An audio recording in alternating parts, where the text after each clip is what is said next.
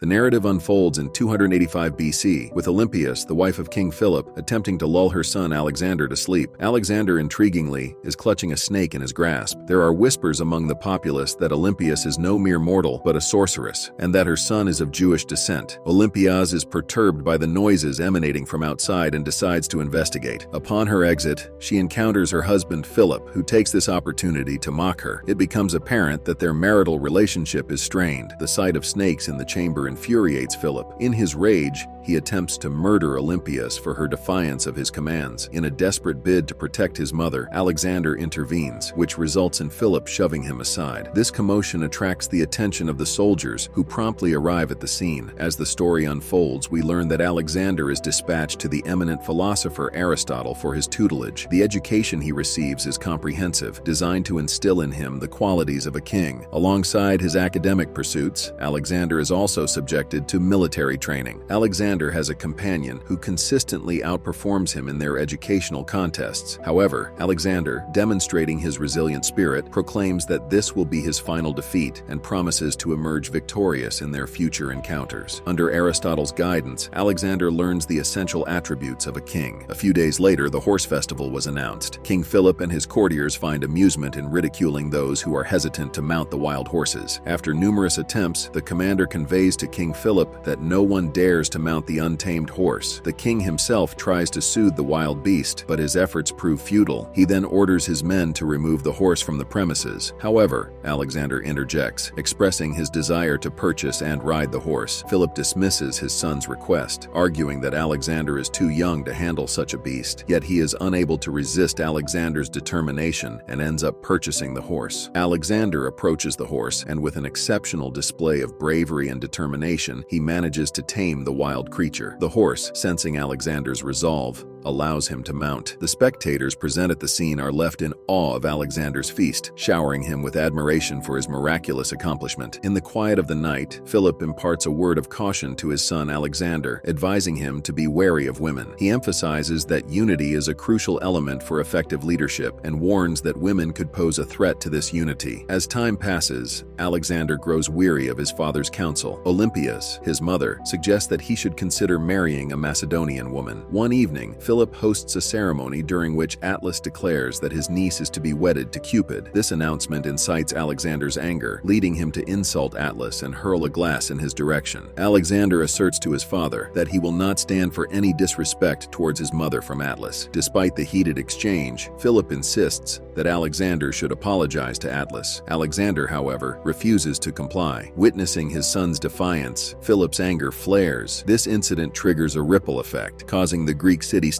to sever their alliance with Macedon and instigate a rebellion. They declare that Alexander is unfit to lead them due to his unmarried status. A few days later, King Philip meets an untimely end, and Alexander ascends to the throne of Macedonia at the tender age of 20. This event marks a dramatic shift in Alexander's life. Numerous Greek monarchs rise in rebellion, severing their alliances with Macedonia and refusing to acknowledge Alexander as their king. Persia, observing the discord, is pleased to see that the Greek kings are unwilling to accept Alexander's rule. This rejection infuriates Alexander, prompting him to launch an assault on the city, resulting in the deaths of thousands. Alexander provokes Darius into war. The battlefield is set in Babylon, a city within the Persian Empire. Arrayed against Alexander's forces are more than 250,000 barbarian soldiers. This is a day Alexander has been anticipating his entire life. He elucidates the war strategy to his commanders. However, some of them are gripped by fear, daunted by the overwhelming number of barbarian soldiers. Despite this, Alexander remains steadfast in his confidence, firmly believing in their potential for victory. He reveals to his commanders his intent to slay the barbarian king, Darius. Alexander attributes this opportunity to divine intervention, asserting that the gods have finally delivered Darius into his hands. He believes that without their king, the barbarian soldiers will be incapable of putting up a fight. That night, Alexander assures his men that they will all be wealthy following the battle on the morrow. Hephaestion, a childhood friend of Alexander, expresses his certainty of Alexander's impending victory, despite acknowledging the magnitude of the battle. When Hephaestion draws a comparison between Alexander and Achilles, Alexander responds by stating that he should be considered Achilles' lover. As dawn breaks, Alexander performs a ritual sacrifice of a black bull, seeking divine favor for the impending battle. His formidable army, comprising 40,000 soldiers, stands prepared for the conflict. Alexander approaches his troops, commending them for their courage and resilience, qualities that have led them to numerous victories alongside him. The army, ready and confident, awaits the commencement of the battle. Alexander instructs his soldiers to master their fear and assures them of triumph over mortality. Donning his shield, Alexander addresses his men, stating that should he fall in battle, they should remember his valiant efforts on the day of Gaugamela. With a proclamation of Greece's independence, Alexander initiates the battle. The army of Alexander engages in the battle with unwavering bravery. Despite their courage, the harsh reality of war claims the lives of many soldiers. In the midst of the battle, Alexander's gaze falls upon King Darius. He commands his soldiers to pursue Darius as part of their premeditated plan to eliminate him. However, Darius manages to evade capture and escapes. Shortly thereafter, a soldier approaches Alexander, informing him that his father requires assistance in combat. Alexander is torn between his desire to chase Darius and his duty to aid his soldiers. Ultimately, he chooses to support his men. In the meantime, Darius seizes the opportunity to flee the battlefield, marking the end of the battle. As dusk settles, Alexander is moved to tears at the sight of his soldiers, battered and wounded from the day's conflict. A quarter of a century later, Alexander ascends to the throne of Babylon. He is met with profound respect from the local populace. The wealth of the Babylonian kingdom, abundant in military strength and riches, significantly enriches Alexander's army. This newfound prosperity brings immense joy to Alexander's commander. However, Alexander cautions him against succumbing to greed, warning that such avarice could diminish their power. He reminds his commander that Darius still holds the title of King of Asia and remains a formidable adversary as long as he lives. Determined to eliminate this threat, Alexander devises a plan to assassinate Darius. He instructs his commander that locating Darius is of utmost importance and must be accomplished at all costs. Presented before Alexander is Sterila, the princess of Babylon and daughter of Darius. She pleads with Alexander to spare the lives of her family. Alexander reassures her, stating that his intentions are not to inflict harm or instill fear. He affirms that they are free to continue their lives as they have been. This display of compassion from Alexander leaves everyone in awe. Later that night, Alexander receives a letter from his mother. She questions his prolonged stay in Babylon, which has now extended to 3 months. Concurrently, she cautions Alexander to remain vigilant of the Babylonians. She likens them to serpents, capable of striking at any moment. In her concluding remarks, she asserts that only a mind as astute as hers can comprehend these profound secrets of the heart. She proclaims Alexander to be the offspring of Zeus and predicts that his name will be etched in the annals of history for eternity. The narrative then shifts to the war in Persia, which has evolved into a grueling guerrilla warfare spanning 3 years. Alexander has been relentlessly pursuing Darius. However, he is informed by his soldiers that Darius has sustained severe injuries and is teetering on the brink of death, yearning for a sip of water. This revelation implies that Darius has been betrayed by his own soldiers. The news of Darius's impending demise fills Alexander with regret. Alexander persists in his pursuit of Darius's assassins, venturing into uncharted territories. His journey leads him to the banks of the Oxus River in Saugandika, where a fierce battle ensues. Alexander emerges victorious from this confrontation. Following the battle, his advisors inform him that he now stands at the crossroads of Europe and Asia. Alexander sets out in search of his 10th Alexandria, a place where he can reside with his valiant commanders and their families. He establishes a city for this purpose. One evening, Alexander's caravan halts atop a hill. There, a group of girls are engaged in a dance. Among them, Alexander learns of a girl named Roxana who harbors feelings for him. As dawn breaks the following day, Alexander resolves to wed Roxana, the daughter of the hill tribe's chieftain. Philotas, puzzled by this decision, questions Alexander's motives. Alexander explains that his desire to father a son and perpetuate his lineage is the driving force behind his decision. However, Alexander's commander expresses his disagreement, fearing that such a union would bring dishonor upon Macedonia. Despite these objections, Alexander remains steadfast in his determination to marry Roxana, regardless of the cost. Thus, the man regarded as the most powerful in the world takes the daughter of a hill chieftain as his bride. During the quiet of the night, Hephaestus, a friend from Alexander's childhood, approaches him. Hephaestus expresses feelings of jealousy and envy towards Alexander due to his marriage to Roxana. At this moment, Roxana enters the scene. Upon discovering the intimate relationship between Alexander and Hephaestus, Roxana is filled with rage. However, Alexander manages to soothe her anger. In a fit of fury, Roxana attempts to assassinate Alexander. In response, response, Alexander declares that he is prepared to face death. Yet, he confesses his love for Roxana and expresses his desire to father a child with her. His heartfelt confession pacifies Roxana. The following morning, a servant presents Alexander with a beverage. Upon detecting its scent, Alexander discerns that it is laced with poison. He is taken aback upon realizing that the poison was administered by his own men. This treacherous act incites Alexander's wrath. He is particularly infuriated by the involvement of his young commanders in this conspiracy. Moreover, he discovers that Philotas, the commander of his royal army and a childhood friend, was also complicit in this plot. Philotas attempts to assert his innocence, but his pleas fall on deaf ears. His unpopularity among the ranks prevents anyone from coming to his defense. Following his demise, his authority was set to be transferred to those individuals. During the monsoon season,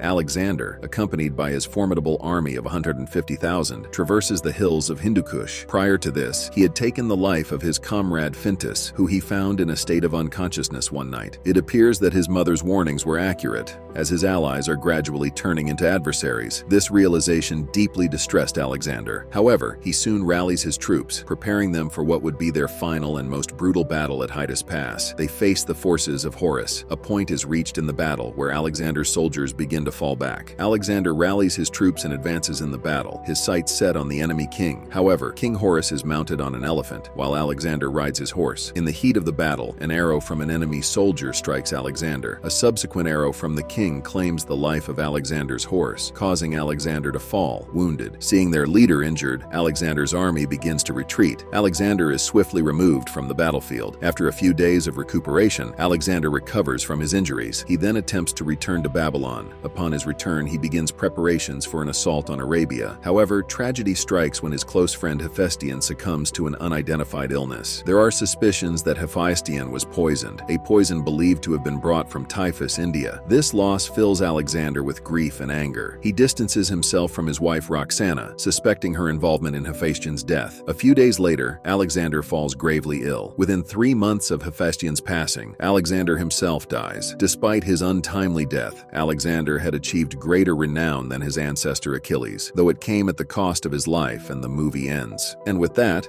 the movie ends. We hope you enjoyed our video. Watch the next recaps on the screen and don't forget to subscribe for more amazing recaps. See you in the next one.